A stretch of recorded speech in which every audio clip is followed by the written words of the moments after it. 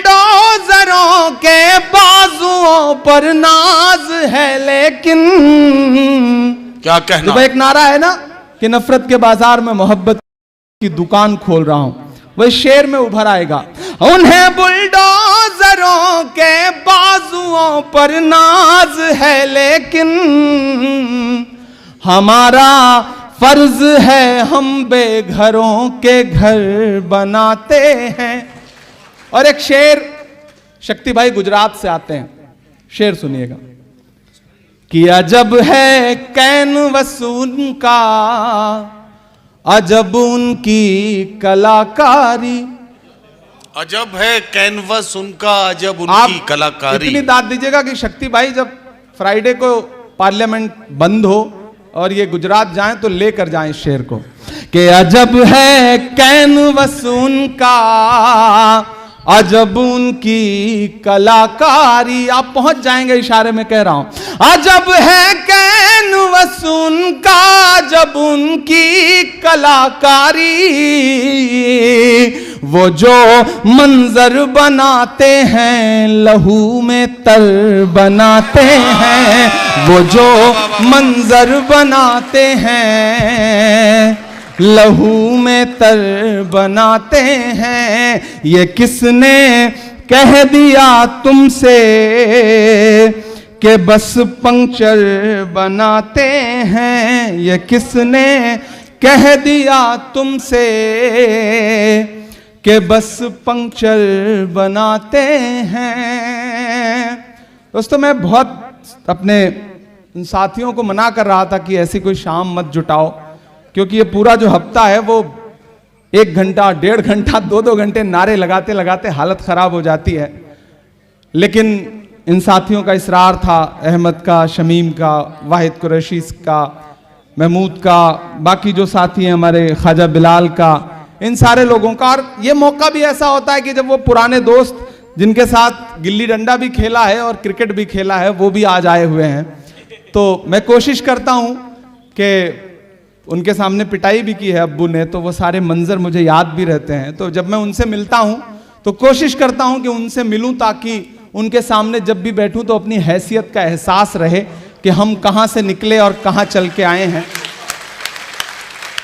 और आप सबसे भी गुजारिश है कि जिंदगी में कितना भी कामयाब हो जाइए, कामयाबी की चाहे जितनी बुलंदियां छू लीजिए, जो आपके साथ पुराने दोस्त जिन्होंने आपके साथ पढ़ाई की है, जिन्होंने आपके साथ खेला है, जिन्होंने आपके साथ आपके अब्बू के, आपके पिताजी के हाथों पिटने में आपका साथ दिया है, ऐसे दोस्तों को कभी छोड़िएगा मत, कभी उनसे भागिएगा मत। और जो आप जिन माहौल से निकल के आए हैं, जहां से आए हैं, उस पर कभी शर्मिंदा मत होइएगा। मैं गांव से आया हूं तो मुझे फख्र होता है, मैं किसी भी मीडिया चैनल पे बैठूं तो मैं बड़े फख्र से उनसे बताता हूं कि मैं साइकिल से 12 किलोमीटर पढ़ने जाता था, बड़ी मुश्किलों से पैसे जुटते थे, बड़ी मुश्किलों से दोस्तों के साथ जिंदगी ने कितने खूबसूरत लम्हे देखे हैं।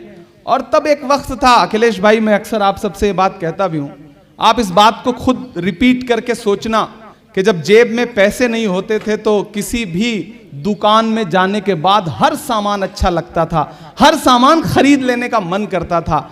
जब जेब पैसे से भर जाती है, मॉल में चले जाइए, पूरा मॉल घूम लीजिए, एक भी चीज पसंद आने में बड़ी मुश्किल होती है। तो कभी कभी लगता है कि पैसा आ जाने के बाद भी वो सब जो हमें खुश रखता था, जो हमें खुशियां मिलती थी, वो चीजें कहीं जो है वो बदल सी गई हैं। तो वो जो वक्त है उसकी अहमियत जरूर करिए। वक्त की अहमियत होती है, जो अखबार सुबह 5 रुपए का 1 मिलता है, वो शाम होते होते 5 रुपए का 1 किलो मिलता है। तो वक्त की अहमियत जरूरी है। और दोस्तों, किसी ने कहा है कि शेर जब तक अपनी कहानियां खुद लिखना नहीं सीखेंगे, तब तक अपनी कहानियों में शिकारी खुद को महान बताते रहेंगे। इसलिए अपनी कहानियां खुद लिखने की कोशिशें करिए। आज इस मशायरे में मुबारकबाद लेने से ज्यादा जरूरी था कि मैं अपने उन शायर दोस्तों की महफिल में जाके फिर से बैठूं, ताकि अपने उन पुराने दिनों को याद करूं जो बड़े खूबसूरत थे, जो बड़े प्यारे थे। मुझे 1-2 नज़में और सुनाने का हुक्म है, मैं वो सुना दूंगा। पहले लाल किला सुनाने के लिए किसी ने कहा है, मैं वो सुना दूं। हाँ, वो भी सुना दूंगा। हाँ, वो पहले वो सुना देता हूं कि मैं खाक बशर नामियों मशहूर भी न था, शेरो सुखन का घर में तो दस्तूर भी न था। लोग मुझसे पूछते हैं अब्बा शायर थे, दादा शायर थे? मैंने कहा नहीं भैया, खानदान में 7 पीढ़ियों तक कोई शायर नहीं था, और मैं कोशिश करूंगा कि आने वाली 7 पीढ़ियों तक भी कोई ना हो, क्योंकि मैं जिस दर्द से गुजरा हूं मैं नहीं चाहता कि और कोई इस दर्द से गुजरे। और उधर शक्ति भाई हमारे कुंवारा क्लब के जो नेशनल चेयरपर्सन है वो कह रहे हैं कि ऐसे मंजर हम आने नहीं देंगे। ये आज सुबह जब खरगे जी और सारे लोग हम केक काट के दुआएं दे रहे थे तो वहां भी खड़े होकर ये कह रहे थे कि आज के दिन हम दुआ करते हैं कि आप अकेले रहें। तो हमने कहा इसे आप दुआ मांग। Thank you thank you thank you thank you. इस तरह के चांदी के मुकुट मत भेंट करिए वरना ईडी भी घर आ जाएगी, कोई भरोसा नहीं। तो मैं इसे अखिलेश भाई को समर्पित कर दूंगा, यही सही आदमी है जिनको ईडी वीडी इनका कुछ बिगाड़ नहीं सकती है। मैं कई चीजों की फरमाइश है, सही कहा है मैंने ना, मतलब कोई मसला तो नहीं।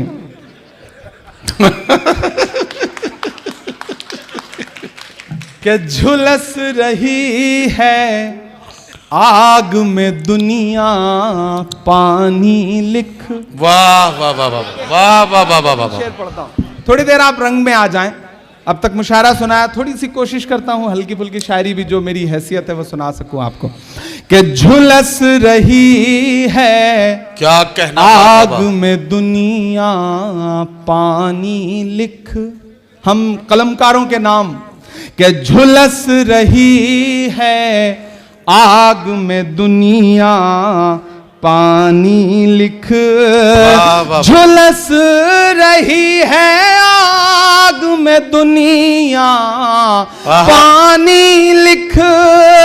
झुलस रही है आग में दुनिया पानी लिख।